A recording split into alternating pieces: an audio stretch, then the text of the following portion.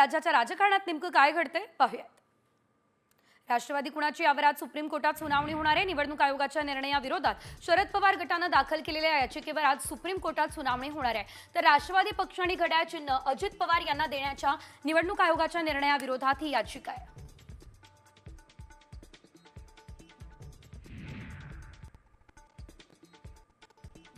मुख्यमंत्री देवेंद्र फडणवीस यांनी युती तुटण्याची पडद्यामागची इनसाइड स्टोरी सांगितली असल्याचं बघायला मिळतंय।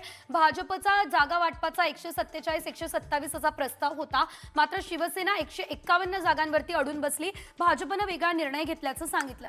2014 मध्ये शिवसेना कौरवांच्या भूमिकेत होती असं देखील त्यांनी म्हटलं।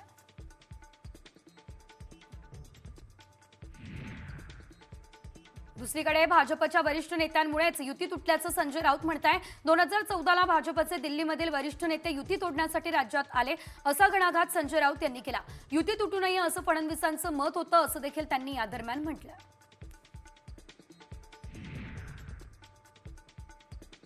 मुंबईमधील रस्ते काँक्रिटीकरणाच्या बैठकीला आदित्य ठाकरे आणि एकनाथ शिंदे आमनेसामने आले, मात्र एकनाथ शिंदे बैठकीला येताच आदित्य ठाकरे स्वागतासाठी उठलेले नाही। शिंदे येताच सर्व आमदारांकडून उभं राहून स्वागत करण्यात आलं, मात्र आदित्य ठाकरेंनी शिंदेंना टाळलं।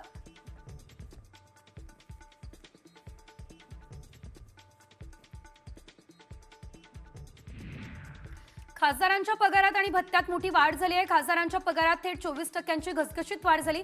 खासदारांना महिन्याला 1,24,000 इतका पगार मिळणार आहे। माजी खासदारांच्या पगारात 24% वाढ झाली आहे, तर माजी खासदारांची पेन्शन 25,000 वरून 31,000 रुपये करण्यात आलेली आहे।